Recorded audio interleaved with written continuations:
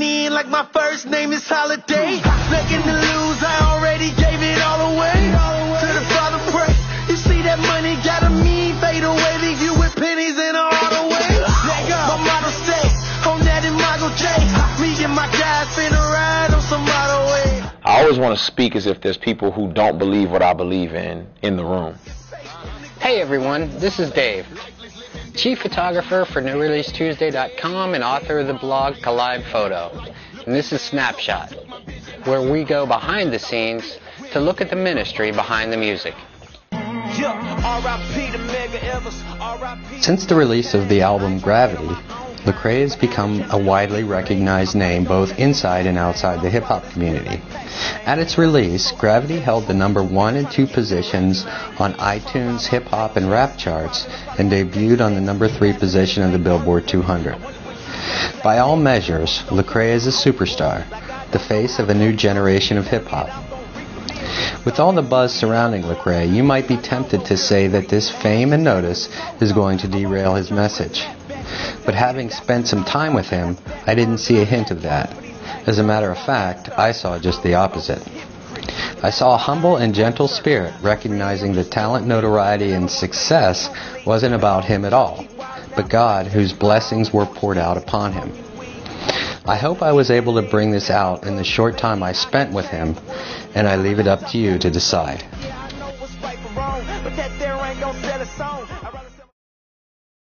So how do you think hip-hop could be used in the church? Do you think it could be used to edify the church? Well, I think that any art form is, all art belongs to God. So ultimately, and I think anytime you use art in a way that is your best foot forward, in a way that demonstrates how you've been gifted, it glorifies Him. So regardless, I think all art glorifies God, but I think there are some individuals who are specifically called and can use their art to edify the body, to, one, speak explicit truths that cause people to think on Scripture, to encourage, to inspire, to exalt God's name, and I think that one of the unique things about hip hop is it allows for a lot of admonishment and a lot of rebuke or challenge, whereas you wouldn't get that with a contemporary worship song, right? You usually most of the songs are centered around exalting God, which is beautiful. I think there's a lot of communal aspects to hip-hop where we're talking to one another, we can challenge one another, we can tell stories and so on and so forth. So I think it's beneficial in that regard, and the church can benefit greatly from it. Do you ever feel like you're walking a tightrope between the church and the unchurched? Yeah, I don't know if it's a tightrope for me as much as it is intentional. And so, I'm used to being a misfit, so to speak. I'm used to not quite fitting in. So it's not abnormal for me to kind of walk in multiple worlds. I'm comfortable in my skin, and I'm an apologist and I'm a missionary. And so I always want to speak as if there's people who don't believe what I believe in the room. And that hasn't always been my philosophy, but more recently, I've just been encouraged to consider that everyone listening may not know what I'm talking about. So how can I say things in such a way that resonate and relate, but yet unpack and still deliver the same truth? So.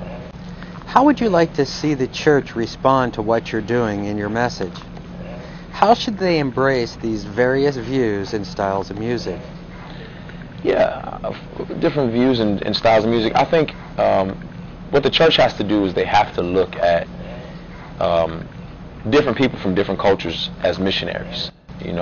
Some of us are indigenous and some of us are not, and probably the vast majority of the Western church is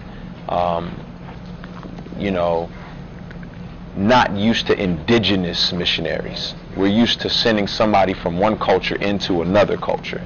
But there are missionaries who are from the culture that go right back into it. And I would say that that's what you're seeing in guys like myself and Thizzle and Tadashi and Tripoli is we're from a particular culture and we're going back into it. And so what some would perceive as, are you mixing it up in there? Are you being tainted or influenced by it? We say no, we're just living amongst the people that we were raised up with, and we're encouraging and inspiring and being pillars of truth for them.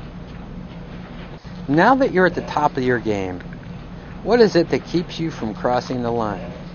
I mean, what is it that keeps you grounded? Well, one, I mean, it has to be your convictions. You know, it has to be what's in you, in your value system. And I think, you know, if you don't know a person, you can assume their motive and assume their values and their ideals. But my value system, I have a very small, I really don't value the things that I think a lot of people are scared of me wanting. So worldly success and chart tops and chart topping stuff and, you know, fame and money are things that I guard, I have been and continue to guard my heart against. So their value decreases, especially when you begin to look at God for all He is, and you see His eternal worth and how all that pales in comparison. It's a empty trough compared to His living water. And so, you know, I definitely understand the concern, but it's no more than somebody who goes to China and you know, I don't think a lot of people are like, oh my gosh, aren't you worried that you're going to get wrapped up in whatever the culture over there and it's going to consume you and you'll forget about what you're there for. You know, this is what I am. I'm a missionary, and that's what I do. The subtitle of the Unashamed tour is Come Alive. What does this represent to you? What's your particular message? I think it's pretty broad. You know, the idea of come alive could be looked on one hand as, you know, people don't know life. They're not living, right? They're what we would call the living dead. They're dead to God. There's nothing about God excites them or inspires them. They're just dead to God. There may be a lot to a lot of other things, but to God they're dead. And so this is a opportunity to say you're not alive. We would love for you to come alive. Obviously you can't do that in and of your own strength, but we want you to come alive, because when you know God, you're really alive. But then there's a second element that's aimed more at the believers, and it's saying, listen, Christianity is not just the truth about salvation and sanctification. Christianity is the truth about life. It's total truth. It's the truth about your job. It's the truth about your marriage. It's the truth about your relationships. It's the truth about your finances. It's the paradigm for everything. And so we're saying come alive in every area of your life, to let the truth of the gospel permeate it all. And so that's really what we're talking about. You seem to be the mentor to your tour mates, but how do you see this play outside of your music? Well, I think, you know, there's trainers and there's coaches, in my opinion. I think trainers are people who can sit with someone day after day, show them, do this, do that, don't do this, do that, and they're just going to work on them and work on them. And there's coaches, and coaches they have specified areas where they're good at kind of coming up with a game plan to get that player to be something.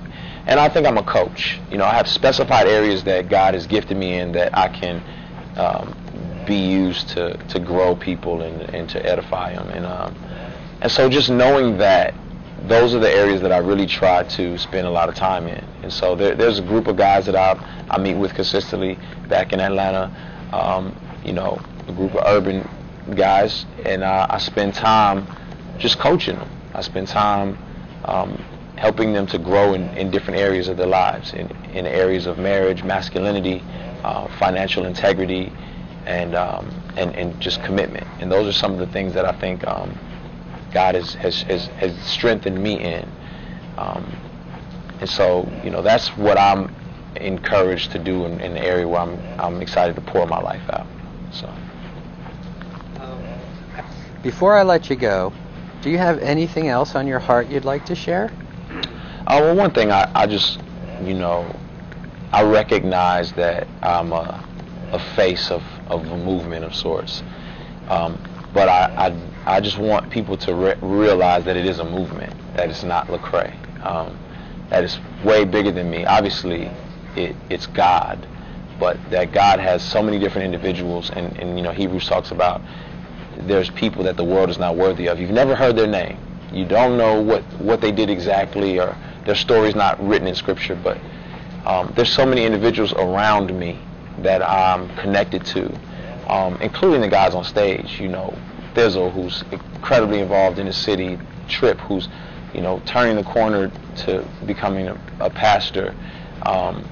There's so many guys who are doing incredible things, and so many people around me, that it really is a movement, that I'm really just a snapshot of what's really happening, and I just hope people recognize that this is organic, this is something God has done, and it's not a testament to just my hard work, my talent, my stuff. Like, it really has been a collective effort, and for whatever reason, I've been the most visible, but it's a collective front. So, yeah. It was a real honor for me to spend time with some of the artists on the Unashamed tour. When they're not performing, they are missionaries who have embedded themselves in places and cultures that they grew up in. This is something the church has needed for a long time. We've needed men and women who have been called to minister in these places, be it the urban culture, the metal culture, the gay culture. I think as a church we've missed this amazing opportunity to support these artists, simply because we are turned off by how they look or the style of music they perform. We might not say it, but we think, how can any good come from there? We continue to send missionaries to other countries all the time.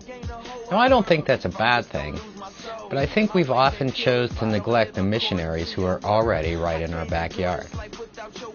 So my question is, why do we do that? What's stopping us from embracing these artists who search after God's heart? What is it we're really afraid of? Think about that. And until next time, peace. And stop giving my suggestions, cause when I follow my obsessions I end up confessing that I'm not that impressive. Matter of fact, I'm who I are, a trail of stardust leading to the superstar. Yeah, I could play the background, I could play the background.